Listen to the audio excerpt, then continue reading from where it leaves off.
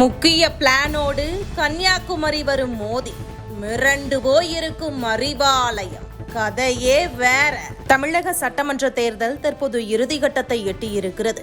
வரும் ஏப்ரல் 23ஆம் தேதி வாக்குப்பதிவு நடைபெறவுள்ள நிலையில் மாநிலம் முழுவதும் அரசியல் சூழல் மிகவும் சூடுபிடித்திருக்கிறது. முக்கிய அரசியல் கட்சிகள் அனைத்தும் தங்களது வெற்றியை உறுதி செய்ய தீவிர பிரச்சாரத்தில் ஈடுபட்டு வருகின்றன. கூட்டணிகள், வாக்கு வங்கி, தரைமட்ட பணிகள் என அனைத்தும் இப்போது அதிக கவனத்தை பெற்றுள்ளன. இந்த நிலையில் பிரதமர் நரேந்திர மோடி ஏப்ரல் 15ஆம் தேதி கன்னியாகுமரி மாவட்டம் நாகர்கோவிலுக்கு வரவுள்ளார் என்பது அரசியல் ரீதியாக மிக முக்கியமான நிகழ்வாக பார்க்கப்படுகிறது.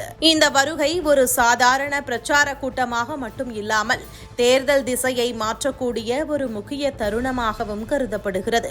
அதிமுக தலைமையிலான NDA கூட்டணியில் போட்டியிடும் பாஜக தமிழகத்தில் 27 தொகுதிகளில் களமிறங்கி பல இடங்களில் வலுவான போட்டியை உருவாக்கியுள்ளது.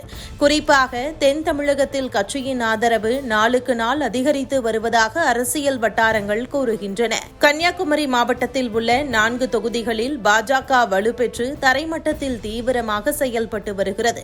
மத்திய அமைச்சர் பியூஷ் கோயல் முன்பு இந்த 4 தொகுதிகளிலும் பாஜகவின் வெற்றி பெறும் வாய்ப்பு அதிகமாக இருக்கிறது என தெரிவித்திருந்தார். அந்த கருத்து தற்போது நிலைமைகளை பார்த்தால் மேலும் வலுப்பெற்றிருப்பதாக தெரிகிறது.